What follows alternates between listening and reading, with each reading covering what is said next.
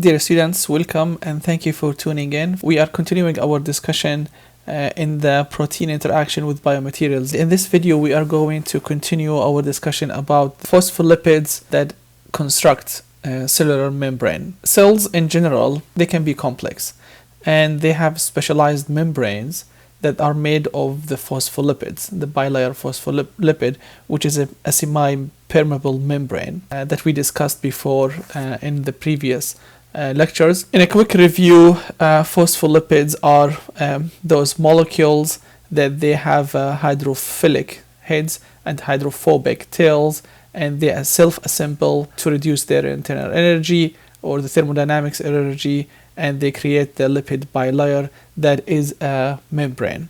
When it is enclosed, to create compartments that separate interior volume from exterior environment. When you talk about membranes, the idea behind having a membrane is isolating functional structures. First of all, isolating the cell itself, and then within the cell isolating its functional structures.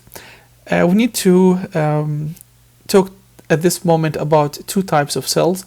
We have the prokaryotic cells, and then you have the eukaryotic cells. The prokaryotic cells are very primitive cells, and they don't have a nuclear membrane. If you look at the image here, the ones on the left are the prokaryotic cells, and they're bacteria. And they don't have a nuclear membrane, so their nucleotide is everywhere inside the cell.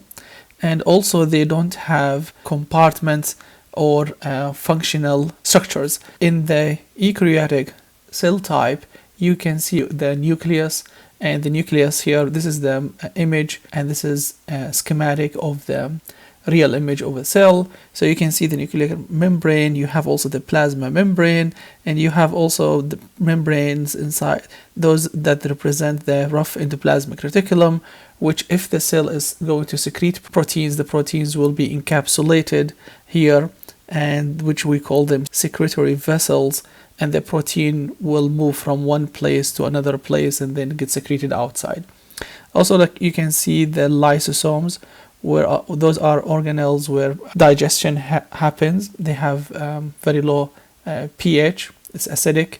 And then you have also the mitochondria and the Golgi vessels. All membranes are very important in eukaryotic cell types, and because they isolate functional structures, they're very, very important in that sense. I hope this clarifies that the phospholipid bilayer is an important component in living cells, and we're going to talk more about why this is important, why the cell membrane is important, and how it is being used in protein interaction with biomaterials, and also cellular interaction with biomaterials as well. A quick summary, we just want to make sure that everybody on the same page. So prokaryotic cells are cells that do not have a true nucleus or membrane bound organelles. It does not have a nucleic membrane, it does not have lysosomes or secretory vessels. In the other hand, eukaryotic cells are